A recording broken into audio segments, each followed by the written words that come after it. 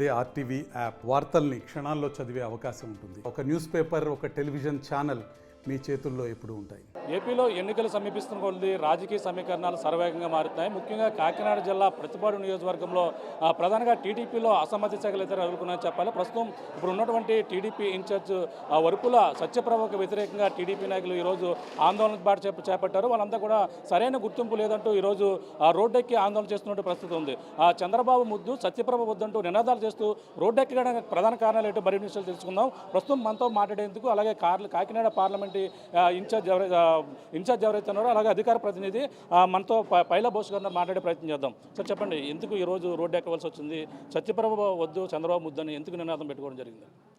Sir, గత 2-3 సంవత్సరాలుగా తెలుగుదేశం పార్టీలో ఎప్పటి నుంచో ఉన్న మమ్మల్ని ప్రస్తుత ఇన్ఛార్జి గారు దూరంగా పెట్టడం, పార్టీ కార్యక్రమాలకు పిలవకుండా ఉండడం చేస్తూ వస్తున్నారు. ఎందుచేతో కూడా కారణం తెలియని పరిస్థితిలో మేము ఉన్నాం. ఇది విషయం అంతా కూడా రాష్ట్ర నాయకుల దృష్టికి, జిల్లా నాయకుల దృష్టికి, అందరి దృష్టిలో ఉంది. వాళ్ళు చెప్తున్నా సరే ఈవిడ పట్టించుకోకుండా ఆవిడ కార్యక్రమాలు ఇష్టారీతం చేసుకుంటూ వస్తూ మమ్మల్ని అందరినీ పక్కన పెడుతూ వస్తుంది. ప్రతిపక్షంలో మేము ఎన్ని కష్టాలు అనిపించామో, ఎన్ని కేసులు పెట్టించుకున్నా సరే కుటుంబ సభ్యులను వదిలేసి ఈ కేసుల గురించి బయట తిరిగి నిద్రాహారాలు మానేసి పిల్లలకు దూరమైనా సరే మేము ఎప్పుడూ కూడా మానసికంగా ఆవేదన చెందలేదు, మనోవేదనకు గురి కాలేదు. మా పార్టీ కార్యక్రమాలకు మాకు పిలకుండా ఉంటుంటే మాత్రం మానసిక ఆందోళన, మనోవేదనకు గురవుతున్నాం. మా పార్టీ కార్యక్రమాలకు మమ్మల్ని ఎందుకు పిలవడం లేదు మాకు తెలియడం లేదు. కాబట్టి ఇటువంటి వ్యక్తి, మాకు తెలుగుదేశం పార్టీ సభ్యులకే న్యాయం చేయలేని వ్యక్తి ఎమ్మెల్యే అయితే ప్రజలకు ఏం చేస్తుంది? మమ్మల్ని పెడచవని పెడుతుంటే ప్రజల కష్టనష్టాలు రేపు తీర్చగలదా? పార్టీ యొక్క గాలి వల్ల, పార్టీ ఇప్పుడు ప్రస్తుతం చంద్రబాబు నాయుడు గారు రాష్ట్రంలో ముఖ్యమంత్రి కావాలని చెప్పేసి ప్రజల ఆకాంక్ష వలన పొరపాటును నెగ్గినా సరే ప్రజల కష్టనష్టాలు పాలవుతారని చెప్పేసి ఉద్దేశంతో ఈవిడికి టిక్కెట్ ఇవ్వకూడదు అనే ఉద్దేశంతో ఈరోజు ఈ కార్యక్రమం పెట్టడం జరిగిందండి. అంటే ప్రధానంగా గతంలో వరుపులు రాజాగారితో మీ అందరూ కూడా పయనం చేశారు. ఆయనతో కష్టకాలం మొత్తం అప్పట్లో ఎటువంటి కేసులో సరే ఉద్యమాల్లో మీరు పాల్గొన్నారు. కానీ ఎందుకంటే అసంతృప్తి మీరు రావడం జరిగింది. అంటే ఆవిడనే గెలిపించుకుందామని, ఆయన లేని ఒక లోటుని తీర్చుదామని చెప్పేసి తెలుగు తమ్ముళ్ళు అందరూ కూడా పత్తిపాడులో ఉన్నటువంటి పరిస్థితి. కానీ ఇప్పుడు ఒక సడన్గా ఈ పరిణామం ఎందుకు ఇలా మరి? ఇప్పుడు మీరు అడిగిన ప్రశ్న మా అందరికీ కూడా ఒక $1000 ప్రశ్నగా మిగిలిపోయిందండి. ఎందుకు మమ్మల్ని దూరంగా పెడుతున్నారో మాకు అర్థం కావట్లేదు. రాజా గారు ఇబ్బంది పడిన ప్రతిసారి మేము సహకరిస్తూనే వస్తున్నాం. ఆయన ఎన్ని కేసులు పెట్టినా ఆయన మీద మేము ఎప్పుడు కూడా మా సొంత కేసుల్లో మేము భావించి ఆయన తప్పే చేసాడో ఒప్పే చేసాడో మాకు తెలియదు. కానీ ఆ డీసీబీ స్కాముల్లో ఆయన కోసం మేము పరితపించి ఆయన ఎప్పుడూ అనునిత్యం వెన్నంటి కాపాడుకుంటూనే వస్తున్నాం. అరెస్టు కానివ్వకుండా కాపాడుకుంటూ వచ్చాం. భౌతికంగా ఈరోజు మా మధ్య లేకపోవడం వారికన్నా ఎక్కువ మాకే బాధాకరంగా ఉంది. ఎన్నో సహకరించాం, అయినా ఇప్పటికీ మమ్మల్ని ఎందుకు దూరం పెడుతున్నారో అది ఒక మిస్టీరియస్ ప్రశ్న. ఇప్పటి వరకు మేము ఆయన మీద కేసులు పెట్టిన వ్యక్తి వలన రాజాగారు చనిపోయి ఉండొచ్చని కూడా ఎంతోమంది చెప్పారు. కానీ కేసులు పెట్టి రాజాగారికి చనిపోవడానికి కారణకులు అయిన వారిని కూడా కలుపుకున్నారు తప్ప మమ్మల్ని పార్టీ కార్యక్రమం అంటే మేము నిజాయితీగా తెలుగుదేశం పార్టీలో ఉండడం వల్ల దూరంగా పెడుతున్నారా, పార్టీలు మారి అలవాటు ఉన్న వాళ్ళని దగ్గరికి చేర్చుకుంటారా, మాకు అర్థం కాని ప్రశ్నగా మిగిలిందండి. అంటే మీరు ఇప్పుడు ప్రస్తుతం వైసీపీలో ఉన్నటువంటి కొంతమంది నాయకులు టీడీపీలో చేరడం వల్ల ఇటువంటి విభేదాలు రావడం కారణం అనుకోవచ్చా? వైసీపీలో ఉన్న వాళ్ళు ఈ మధ్యకాలంలో గత నెల రోజులుగా పార్టీ అధికారం 4 సంవత్సరాలు 11 నెలలు అనుభవించేసి ఈ నెల రోజుల్లో వస్తున్నారు తప్ప మిగతా 2-3 సంవత్సరాల నుంచి వాళ్ళు రాలేదు కదా సార్. అంటే 2-3 సంవత్సరాల క్రితం నుంచి ప్రతిపక్షంలో మేము ఉన్నప్పటి నుంచి మేము పోరాడి మేము హెబియస్ కార్పస్ మా సొంతంగా వేసుకున్న దగ్గర నుంచి రాజా గారికి సహకరించిన తర్వాత మరి ఆయన ఏ రకంగా వ్యక్తిగతంగా మా మీద ద్వేషం పెంచుకున్నాడో, ఎందుకు పెంచుకున్నాడో తెలియదు. అంటే మేము నిన్న మొన్నటి వరకు మేము బీసీలుగా తెలుగుదేశం పార్టీ టిక్కెట్ అడిగాము కాబట్టి అందుకోసం మమ్మల్ని దూరంగా పెట్టారని చెప్పేసి అనుకున్నాం.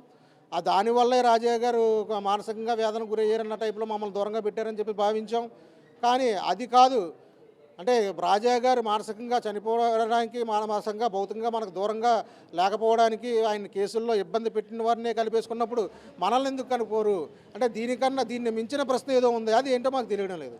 అంటే ఇప్పుడు ప్రధానంగా ఏమి కాకుండా ఆల్టర్నేటివ్ ఎవరైనా కోరుతున్నారు, లేదంటే మీరు ఏమైనా టికెట్ ఆశిస్తున్నారు? అది మేమైతే టికెట్ ఆశించడం లేదండి. ప్రస్తుత ఎన్నికల్లో ఆర్థిక వనరులు చాలా అవసరం. మనం అడుగు వేయాలంటే ధనం కావాలి. ధనం మూలం ఇహం జాగ్రత్త అని చెప్పేసి సామెత ఉంది. డబ్బు లేకపోతే ఏమీ చేయలేం. ప్రస్తుతం ఆవిడ దగ్గర డబ్బు లేదు కాబట్టి రేపు పొద్దున కార్యకర్తలను కూడా తిరిగిన కార్యకర్తలు వాటర్ ప్యాకెట్ కూడా ఎవరైనా పరిస్థితుల్లో మనం ఎలక్షన్కి వెళ్తే ప్రత్యర్థులకు వారి గెలుపు సునాయాసం అయిపోతుంది, వారి గెలుపు నెల్లేరు మీద నడక అయిపోతుంది. కాబట్టి ఆర్థికంగా బలంగా ఉన్న అభ్యర్థిని, తెలుగుదేశం కార్యకర్తలని సొంత బిడ్డల్లా చూసుకునే అభ్యర్థిని ప్రకటించాలని చెప్పేసి మేము మనస్ఫూర్తిగా కోరుకుంటున్నామండి. చెప్పండి, బీసీ నాయకులు శ్రీనివాస్ గారు ఉన్నారు, మరి విషయాలు అడుగుదాం. సార్ చెప్పండి, ఎందుకు ఇక్కడ బీసీ సామాజిక వర్గం అలాగే ఈక్వల్గా ఉంటుంది, ఎక్కువగా ఉండే అవకాశం కూడా ఉంది, కానీ ఇప్పుడు ఎందుకు మీరందరూ కూడా వెనకబడండి? బీసీలు అంటే ఒక తెలుగుదేశం పార్టీకి వెన్నెముకగా చెప్పుకొస్తుంటారు, ఈ రోజు మీరందరూ కూడా ఎందుకు తిరగబడడం జరిగింది? 2019 నుంచి కూడా పార్టీకి లాయల్గా ఉండి పార్టీయే ప్రాణంగా పెట్టి పనిచేసే వ్యక్తులు ఇప్పుడు బోస్కర్ అయితేనేమి, నేనైతేనే, ఇంకా టీడీపీలో కొంతమంది బీసీ నాయకులు ఉన్నారండి. పార్టీయే మాకు అజెండాగా పనిచేసే వ్యక్తులు అండి. ఎవరైతే సిన్సియర్గా పనిచేస్తున్నారో వీళ్ళందరినీ కూడా గత 2 సంవత్సరాల బట్టి కూడా పక్కన పెట్టడం జరిగింది. ప్రజా సమస్యలపై నిరంగా 2019 నుంచి కూడా ఇప్పటి వరకు కూడా ఇంచుమించు 30 నుండి 40 పోరాటాలు చేసామండి. అంటే స్కాముల్లో ఉన్నాయి, ఇళ్ల స్థలాల్లో ఉన్నాయి, గ్రావెల్ మాఫియా ఉన్నాయి, చేపల చెరువులు అధికంగా తవ్వారు. ప్రతి అవినీతి అక్రమాల మీద కూడా మేము పోరాటం చేసుకుంటూ వచ్చామండి. దానికి బహుమానంగా ఈ ప్రభుత్వంలో మా మీద 4 కేసులు, ఒక రౌడీ షీట్ కూడా ఓపెన్ చేశారు నా మీద. ఆర్థికంగా మేము దెబ్బతిన్నాం. ఇప్పుడు పార్టీ కష్టపడిన అందరినీ కూడా ఇన్ఛార్జ్ ఎవరైతే ఉన్నారో, బీసీల్లో ఎవరైతే ఉన్నారో, బీసీలు కూడా ప్రతిపాడు నియోజకవర్గంలో 2,20,000 మంది ఓటింగ్ ఉంటే అందులో 1,20,000 మంది ప్రత్యేకంగా బీసీలే ఉన్నారు. అంటే 60% ఉన్నారు. బీసీలు పల్లకీలు మోయినకే కాదు, పల్లకీలు కూడా ఎక్కాలనే ఆలోచనతో బీసీలకి కూడా అవకాశం ఉంటే టికెట్ కేటాయించండి. ప్రతిపాడు నియోజకవర్గంలో అత్యధిక బీసీలు ఉన్నారని గతంలో చంద్రబాబు నాయుడు గారిని, లోకేష్ గారిని కూడా కలిసి నేనే రిప్రజెంట్ చేశాను. దీన్ని దృష్టిలో పెట్టుకుని ఇన్ఛార్జ్ గారు ఎవరైతే బీసీ సామాజిక వర్గం ఉన్నారో అందులో కొంతమందిని అణగదొక్కే ప్రయత్నం చేస్తున్నారు. మాకు గత సంవత్సరాల బట్టి కూడా ఎటువంటి కబుర్లు చేయట్లేదండి. పార్టీ కార్యక్రమాలకు మేము సొంతంగా చేసుకుంటూ వెళ్తున్నాం. ఇప్పుడు ఉరుపుల రాజా గారు కూడా చాలా లాయల్గా పనిచేశారు. రాజా గారి మీద సొసైటీలో అవినీతి అక్రమాలు జరిగాయని ఇక్కడ ఏదైతే ఉందో వైసీపీ నాయకులు కొంతమంది కేసులు పెట్టి తీవ్ర వేధింపులు గురి చేశారు రాజా గారికి. ఆ వేధింపులు గురి చేసి అక్రమ కేసులు పెట్టిన వ్యక్తుల్ని ఇప్పుడు భుజాలపై కూర్చోబెట్టుకున్నది ఇక్కడ ఇన్ఛార్జ్ గారు. మేము కష్టపడి పనిచేసాం 5 సంవత్సరాల పాటునే. గత 2 నెలల క్రితం వీళ్ళందరూ కూడా పార్టీలో తీసుకున్నారండి. ఎవరైతే వైసీపీ నాయకులు రాజా గారి చావుకు కారణమయ్యారో కొంతమంది వ్యక్తులు, ఆ వ్యక్తులను పక్కన కూర్చోబెట్టుకున్నారు. నిజంగా పార్టీ కష్టపడే వ్యక్తులను పార్టీకి దూరం చేశారు. దీని మీద మనస్తాపం చెంది ఇప్పటికే విషయాన్ని చంద్రబాబు నాయుడు గారు, లోకేష్ గారి దృష్టి కూడా తీసుకెళ్ళాం. మరి ఇన్ఛార్జ్ గారి బిహేవియర్ అయితే మనం ఏమీ బాగాలేదు, అందరినీ కలుపుకొని వెళ్ళటం లేదు. వైసీపీ వాళ్ళతో సత్సంబంధాలు కొనసాగుతున్నాయి. ఇటువంటి ఆవిడకి టికెట్ ఇచ్చి నెగ్గించారనుకోండి, రేపు గెలిచిన వెంటనే మళ్ళీ వైసీపీ పార్టీలోకి వెళ్ళిపోయే ప్రమాదం కూడా ఉంది. ఈ విషయాన్ని పార్టీ అధిష్టానం గుర్తించి మేము ఇక్కడ ఇన్ఛార్జిని మార్చమని కోరుతున్నాం. పార్టీలో లాయల్గా డే 1 నుంచి పార్టీలో ఉండి పార్టీలో దెబ్బలు తిన్న వాళ్ళని పక్కన పెట్టి కోవర్టుల్ని, వైసీపీలో ఉన్న కోవర్టులు కొంతమందిని చేర్చుకొని ప్రయాణం చేస్తుంది. ఆ విధానం మాకు నచ్చలేదు. అంచేత మేము ఇప్పుడు ప్రతిపాడు ఇన్ఛార్జిని మార్చినట్లయితే మనం ఇక్కడ విజయం సాధిస్తామండి.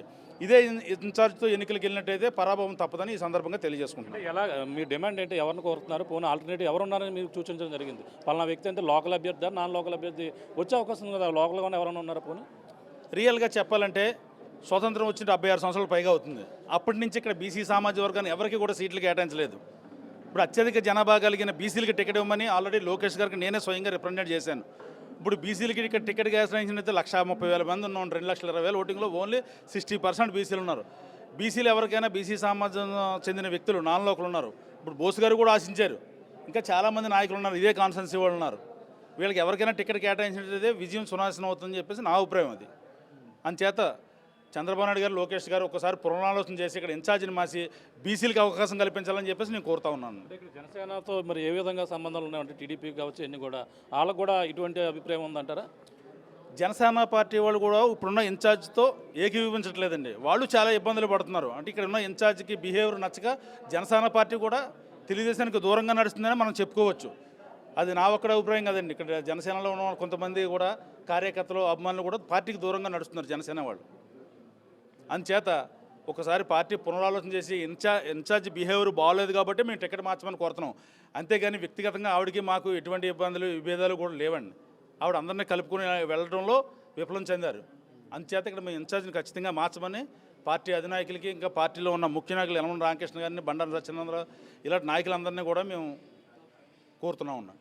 చూస్తున్నాం ఇది పరిస్థితి. ప్రధానంగా పత్తిపాడు నియోజకవర్గంలో ఉన్నటువంటి టీడీపీలో అసమ్మతులు అయితే బయటకు వచ్చాయని చెప్పాలి. ప్రధానంగా ఇప్పుడు ఉన్నటువంటి ఇన్ఛార్జ్ ఎవరైతే ఉన్నారో, అలాగే మాజీ ఎమ్మెల్యే వరుపుల రాజా సతీమణి సత్యప్రభ అయితే ఆ తీరుపై అందరూ కూడా వ్యతిరేకిస్తున్నారు. ఆమె ఎంతనో కూడా దూరం పెడుతున్నారు. నిన్నగాక మొన్న వచ్చినటువంటి వైసీపీ నుంచి వచ్చిన వాళ్ళని అయితే వాళ్ళకి ఎక్కువ ప్రాధాన్యత ఇవ్వడంతో పతం నుంచి పార్టీకి కట్టుబడి పనిచేస్తున్న వారు కావచ్చు, అప్పట్లో రాజా గారితో కలిసి ప్రయాణం చేసిన వారు మేమంతా కూడా ఆమెకు సరైన గుర్తింపు ఇవ్వడం లేదు. కానీ ఇప్పుడు ఉన్నటువంటి పరిస్థితుల్లో పార్టీ ఇంకా ఇక్కడ టికెట్ కేటాయించలేదు. టికెట్ కేటాయించిన నేపథ్యంలో ప్రధానంగా ఎవరు ప్రకటిస్తారనేది కూడా ఆలోచించి ఒకసారి ప్రకటన చేయాలన్నారు. ఇప్పుడు ఉన్నటువంటి సత్యప్రభ ఎవరైతే ఉన్నారో ఆమెను ప్రస్తుతం ఇన్ఛార్జిగా ఉన్నటువంటి సత్యప్రభను ప్రస్తుతం ఆమెనైతే ప్రకటించవద్దంటూ ఆమె మాకు వద్దంటూ వీళ్ళందరూ కూడా ఈరోజు ఆందోళన బాట చేపట్టారు. ఇక్కడ ఉన్నటువంటి బీసీ సామాజిక వర్గం ప్రతిపాడులో ఎక్కువ ఉంది కాబట్టి వాళ్ళకి బీసీ సామాజిక వర్గానికి ఇస్తే బాగుంటుందని ఒక సూచనగా వీళ్ళందరూ కూడా కోరుతూ ఈరోజు తెలుగుదేశం పార్టీ నాయకులందరూ కూడా ఏలాశ్వరంలో రోడ్డు ఎక్కిన పరిస్థితి అయితే ప్రధానంగా ఉందని చెప్పాలి. ఇది కూడా ఉన్న తాజా పరిస్థితి. కెమెరామెన్ రామ్తో ప్రకాష్, ఆర్టీవీ, ఏలాశ్వరం నుంచి. మరిన్ని వీడియోస్ కోసం ఛానల్ ని సబ్స్క్రైబ్ చేయండి. లేటెస్ట్ అప్డేట్స్ కోసం వాట్సాప్ ఛానల్ ని ఫాలో చేయండి. అండ్ లింక్ డిస్క్రిప్షన్ లో ఉంది.